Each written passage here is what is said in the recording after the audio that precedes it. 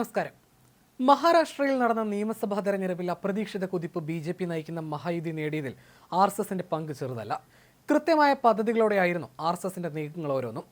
ഹരിയാനയിൽ ഇതിന് സമാനമായി 5 മുതൽ 10 ആളുകൾ അടങ്ങിയിട്ടുള്ള ചെറു സംഘങ്ങളായി തിരിച്ചായിരുന്നു ആർ.എസ്.എസിന്റെ പ്രചാരണം. കുടുംബങ്ങൾ കേന്ദ്രീകരിച്ചാണ് ഈ ടീമുകളുടെ പ്രവർത്തനം. നേരിട്ട് ബി.ജെ.പിയുടെ പേര് പറഞ്ഞല്ല ഇവർ പ്രചാരണം നടത്തിയിരുന്നത്. മറിച്ച് ദേശീയ താൽപര്യം, ഹിന്ദുത്വം, സദ്ഭരണം, വികസനം, പൊതുക്ഷേമം, സമൂഹവുമായി ബന്ധപ്പെട്ട വിവിധ പ്രാദേശിക വിഷയങ്ങൾ എന്നിവയെക്കുറിച്ചുള്ള ചർച്ചകളിലൂടെ ജനങ്ങളുടെ അഭിപ്രായം ബി.ജെ.പിക്ക് അനുകൂലമാക്കി രൂപപ്പെടുത്തുകയാണ് ചെയ്തിരുന്നത്.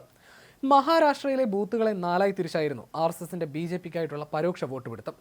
A, B, C, D എന്നിങ്ങനെയാണ് ബൂത്തുകളെ തരംതിരിച്ചിരുന്നത്. മഹായുതി സ്ഥാനാർത്ഥിക്ക് അനുകൂലമായി 100% വോട്ട് മാറ്റിയെടുക്കുക എന്നതാണ് എ കാറ്റഗറിയിൽ ലക്ഷ്യമിടുന്നത്. ബി കാറ്റഗറി ബൂത്തുകളിൽ കഴിഞ്ഞ തവണത്തേക്കാൾ പ്രകടനം മെച്ചപ്പെടുത്തുന്നതിനുള്ള നടപടികളാണ് സ്വീകരിക്കുക.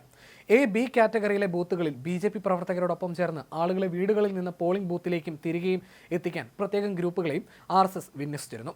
സി കാറ്റഗറി ബൂത്തുകളെ സംബന്ധിച്ചിടത്തോളം 10% വോട്ട് വർദ്ധിപ്പിക്കുക എന്നതായിരുന്നു ലക്ഷ്യമിട്ടിരുന്നത്. ബി.ജെ.പിക്കോ സഖ്യകക്ഷികൾക്കോ കഴിഞ്ഞ തവണ തീരെ വോട്ട് കിട്ടാതിരുന്ന ബൂത്തുകളാണ് ഡി കാറ്റഗറിയിൽ അടയാളപ്പെടുത്തിയിരുന്നത്. ഇത്തരം ബൂത്തുകളിൽ ഹരിയാനയിലേതിന് സമാനമായി ചെറു സംഘങ്ങളായിട്ടായിരുന്നു ആർ.എസ്.എസിന്റെ പ്രവർത്തനം. ഭരണവിരുദ്ധ വികാരവും മറ്റു രാഷ്ട്രീയ വിഷയങ്ങളും ബി.ജെ.പിക്ക് എതിരാകുമെന്ന വിശ്വാസത്തിൽ അമിത ആത്മവിശ്വാസത്തോടെ ഹരിയാന തെരഞ്ഞെടുപ്പിനെ കോൺഗ്രസ് നേരിട്ടു. എന്നാൽ ഭരണവിരുദ്ധ വികാരം സ്വയം തിരിച്ചറിഞ്ഞ ബി.ജെ.പി. മറുതന്ത്രം പയറ്റി ചരിത്ര വിജയവും നേടി. ഒരു മാസത്തോളം ബി.ജെ.പിയും ആർ.എസ്.എസ് പ്രവർത്തകരും വലിയ ഏകോപനത്തോടെ വീടുതോറും നടത്തിയ പ്രചാരണം തുടർച്ചയായ 3ാം വിജയത്തിലേക്ക് പാർട്ടിയെ നയിച്ചു. 2020-2021 നടന്ന കർഷക സമരം ഹരിയാനയിൽ ബി.ജെ.പിയുടെ ജനകീയതയ്ക്ക് വലിയ തോതിൽ കോട്ടമുണ്ടാക്കിയിരുന്നു. പ്രവർത്തകരും പ്രാദേശിക നേതാക്കളും പാർട്ടിക്കെതിരായി. അന്നത്തെ മുഖ്യമന്ത്രി മനോഹർ ലാൽ ഖട്ടറിന്റെ കീഴിലുള്ള ഹരിയാന സർക്കാരിന്റെ ജനപ്രീതി കുറയുകയാണെന്ന് ആർ.എസ്.എസ് നടത്തിയ ആഭ്യന്തര സർവേയിൽ കണ്ടെത്തിയിരുന്നു. ഇതിനെ തുടർന്ന് ഒരു നേതൃമാറ്റത്തിനും ആഹ്വാനമുണ്ടായി. ഗ്രാമീണ വോട്ടർമാരുമായി വിശ്വാസം പുനഃസ്ഥാപിക്കുന്നതിനും തെരഞ്ഞെടുപ്പ് തന്ത്രങ്ങൾ സജീവമാക്കുന്നതിനും ബി.ജെ.പി. ആർ.എസ്.എസിന്റെ സഹായം തേടി. ഇതിനിടയിൽ ലോക്സഭാ തെരഞ്ഞെടുപ്പിന് മുമ്പായി ഖട്ടറിനെ മാറ്റി നയാബ് സിംഗ് സൈനിയെ മുഖ്യമന്ത്രിയാക്കി. ലോക്സഭാ തെരഞ്ഞെടുപ്പിൽ പൂർണ്ണ തകർച്ച ഒഴിവാക്കാൻ ബി.ജെ.പി. ഒരു പരിധിവരെ ഇത് സഹായിച്ചു.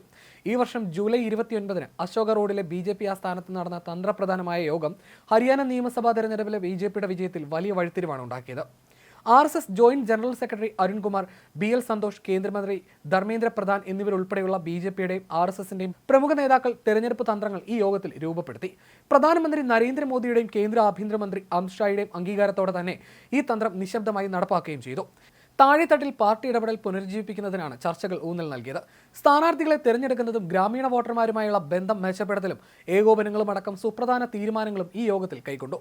സെപ്റ്റംബർ ആദ്യം ഓരോ ജില്ലയിലും കുറഞ്ഞത് 150 വോളണ്ടിയർമാരെ വിന്യസിച്ചുകൊണ്ടാണ് ഒരു ഗ്രാമീണ വോട്ടർ ബോധവൽക്കരണ പരിപാടി ആർ.എസ്.എസ് ആരംഭിച്ചത്. ഗ്രാമീണ സമൂഹങ്ങളുമായുള്ള ബന്ധം ശക്തിപ്പെടുത്തുന്നതിനും ബി.ജെ.പി. സർക്കാരിനെതിരായ വർദ്ധിച്ചു വരുന്ന ഭരണവിരുദ്ധ വികാരം പരിഹരിക്കുന്നതിനുമായിരുന്നു ഇത്. വീട് വീടാന്തരം കയറി ഇറങ്ങിയ ആർ.എസ്.എസ് കേഡർമാർ പ്രചാരണത്തിന്റെ ഭാഗമായി 10,000-കണക്കിന് ചെറു യോഗങ്ങളും നടത്തി. ഹരിയാനയിൽ ചരിത്രത്തിലെ ഏറ്റവും വലിയ വിജയം ബി.ജെ.പി. സ്വന്തമാക്കുകയും ചെയ്തു. ശേഷം ആർ.എസ്.എസിന്റെ മേൽനോട്ടം മഹാരാഷ്ട്രയിലായിരുന്നു. അവിടെയും ത്രസിപ്പിക്കുന്ന വിജയമാണ് ബി.ജെ.പിക്ക് ആർ.എസ്.എസ് നേടിക്കൊടുത്തത്.